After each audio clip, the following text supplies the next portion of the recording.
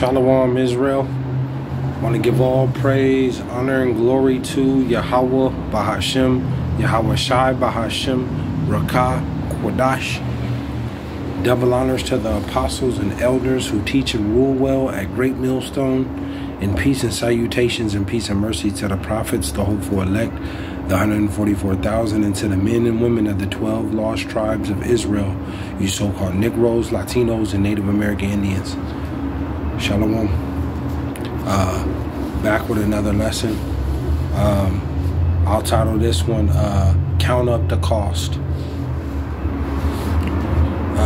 Count up the cost. Call halal Yahawah, BASHAM, YAHAWAHSHI. Call halal Yimla, Abanawa, Yahawah, BASHAM, YAHAWAHSHI.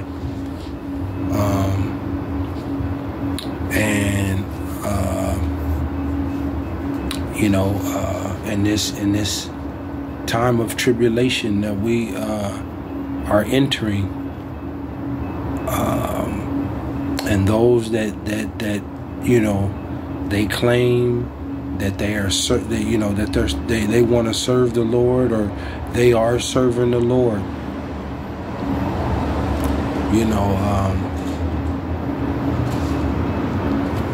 You have to coming into this truth, because you have some Israelites that are straddling the fence. They got one foot in the world and they got one foot supposedly in the truth. But we are entering this is a very beautiful time, but it also is also a dark time that we're entering, a very dark time, because death is right around the corner. Violence and chaos, and your freedom, your lifestyle is gonna be put to the test, and you can ultimately lose lose your life or be put to death in this end time for the Lord. So this is very this is important. If you're coming into the ministry, or you claim that you are serving the Lord, this is serious business. This isn't a joke. There's a lot of people, they watch for entertainment, and they might agree with some of the scriptures that they that comes out, or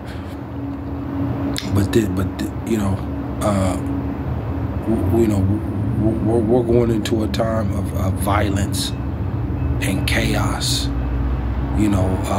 murder, horror, terror, and you're gonna have to step out on faith, and you're gonna have to believe on the Lord. You're gonna lose some things. You're going to lose some things. You're gonna lose a lot of things. So if you claim that you're serving Yahawah by YAHAWAHSHI, you better have count up the cost. Let me get to the scriptures. I don't want to make this too long. But let me go here. Just a quick hit, something that was on my spirit.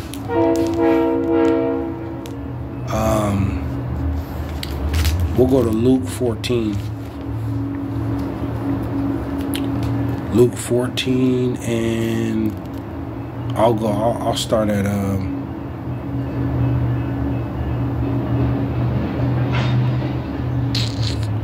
I'm not gonna read this whole chapter. This is a good chapter though. Luke 14 and 11.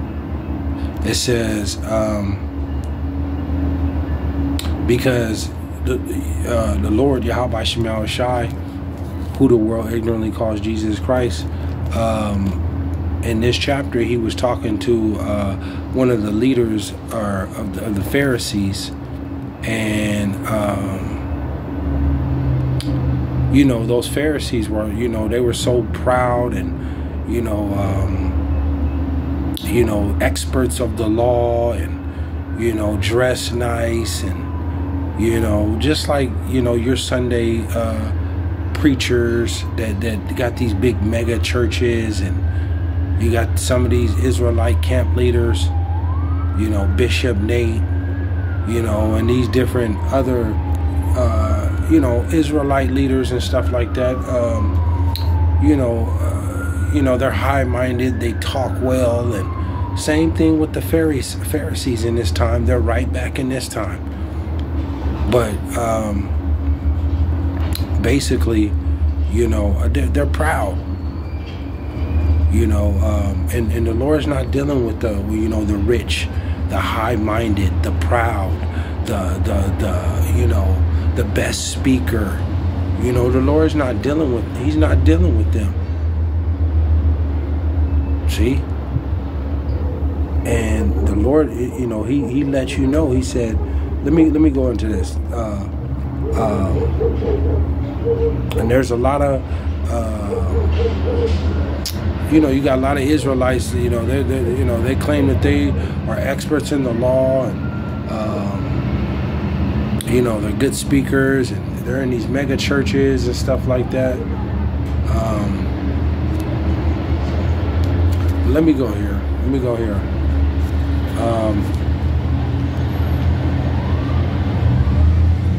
Luke 14:11. It says, whosoever exalted himself, see, for whosoever exalted himself shall be abased, and he that humbleth himself shall be exalted. So those that are high-minded and proud, you're going to be humble, especially in this time coming. See, for whosoever exalted himself shall be abased, and he that humbleth himself shall be exalted. So those that are high-minded and proud, like them Pharisees, you're going to be exposed. And those that are humble and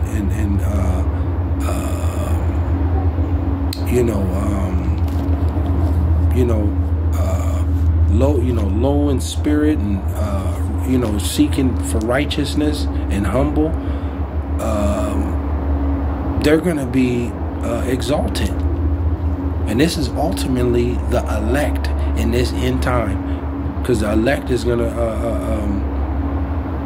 to be guided, protected, and they're going to be exalted at the end for seeking the Lord and serving him, ultimately. Let me hop over though.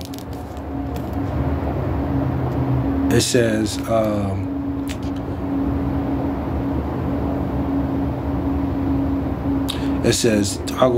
we're going to stand Luke 14:25.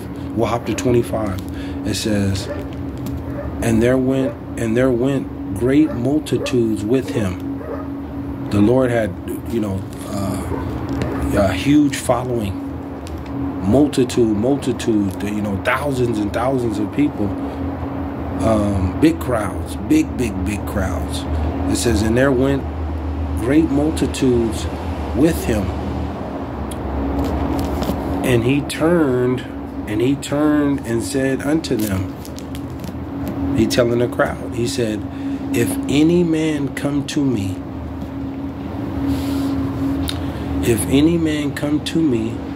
and hate not his father and mother and wife and children and brethren and sisters, yea, and his own life also, he cannot be my disciple. See? So is that, is it saying, to hate your mother, your father, your children? No, it's not saying that. But when it comes to serving the Lord, because, your family is into the world. I know for me, I know my mom, my dad, my family members, my friends, you know, they're into the world. You know, Salakia.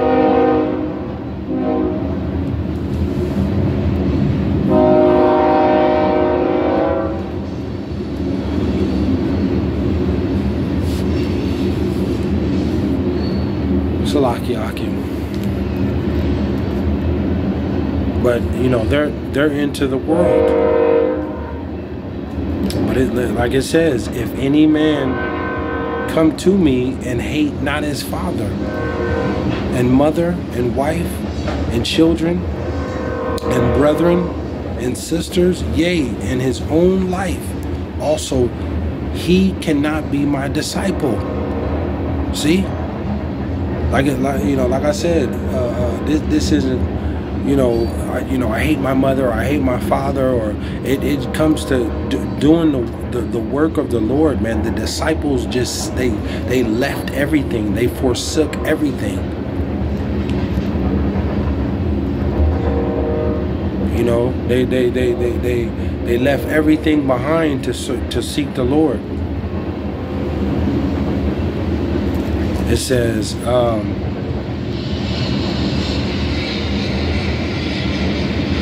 27, it says, whosoever doth not bear his cross, and whosoever doth not bear his cross and come after me cannot be my disciple. See? And whosoever doth not bear his cross and come after me cannot be my disciple.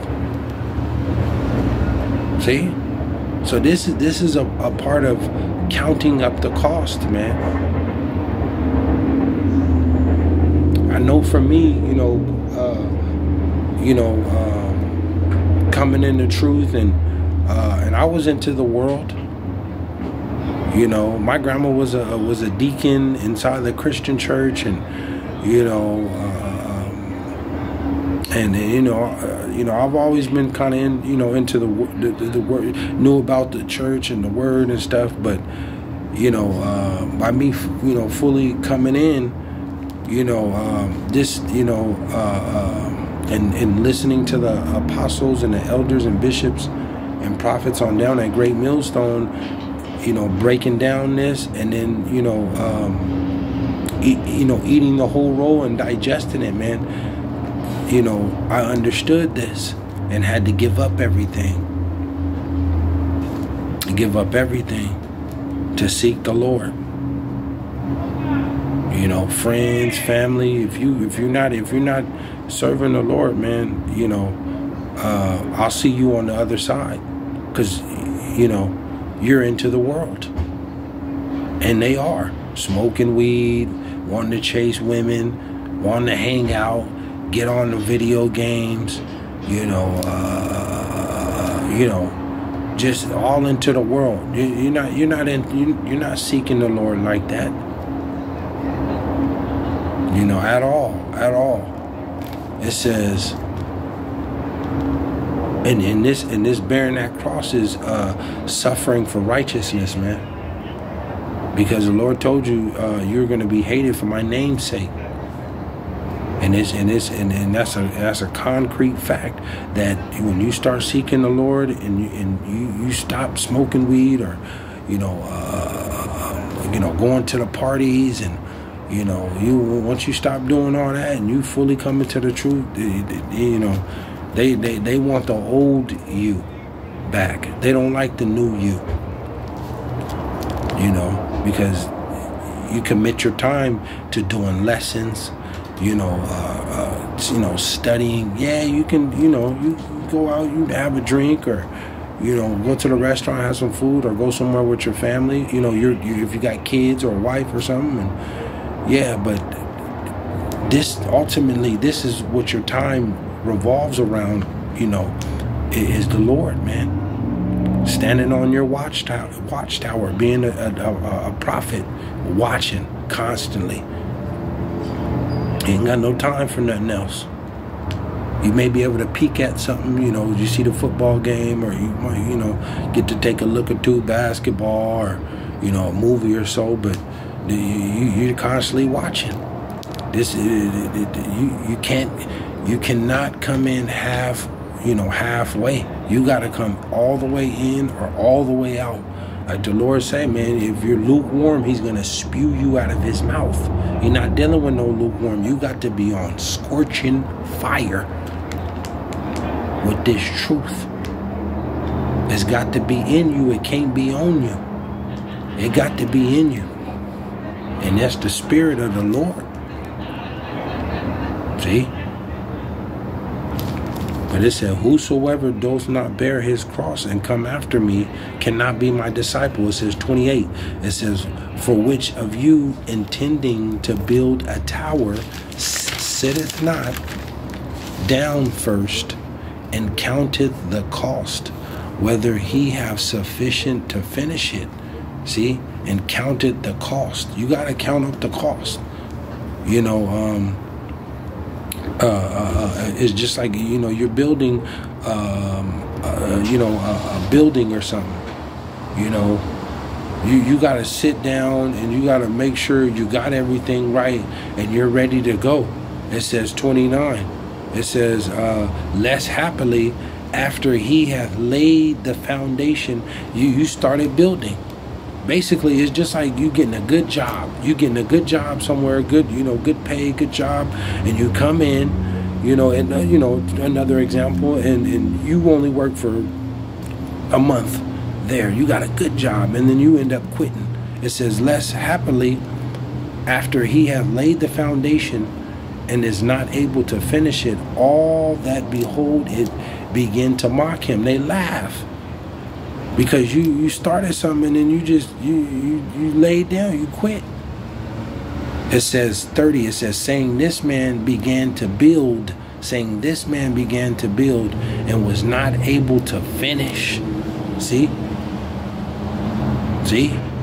You weren't able to finish this. They mock and laugh at you, man, because you didn't count up the cost.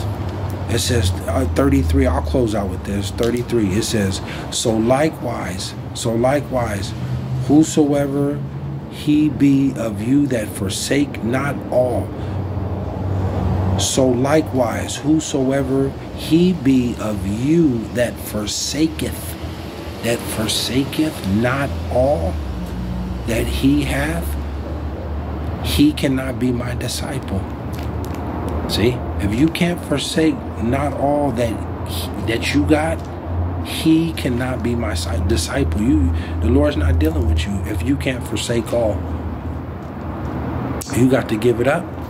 Call Allah Yahawah BASHAM YAHAWAHSHI. So in this time, in this end, you got to be willing to lay it out all on the line, to lose it, because ultimately we're coming into the mark, the RFID, to see it. And without that, you won't be able to buy or sell, get no food, no nothing. And you're gonna, especially if you got kids, a wife, you know, you got to make a choice. This is why the Lord said you got to count up the cost. You got to count up the cost. And if you seek to you know, to love your wife, and you know, that's all. You're supposed to love your kids, but nothing is bigger than salvation, man. Not your kids, not your wife, nothing. And if you think otherwise than that, well, keep that same attitude, and you'll see what your reward is. You're gonna taste those missiles. See? So, you know, you gotta count up the cost, man. You gotta count up the cost on what this is gonna cost you, you know, to serve the Lord.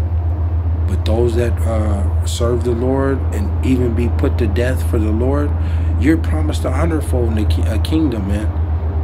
Everlasting dominion, everlasting dominion. You're gonna rule forever, man. You're gonna have everything you need. You're never gonna have to worry about nothing.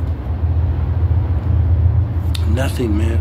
Those that lay down their life for the Lord, you know, and suffer for Him, you got a chance at being delivered, a great chance. So, you know, count up the cost, man. Count up the cost on what it's going to take to serve the Lord, because this is not a game. Shalom.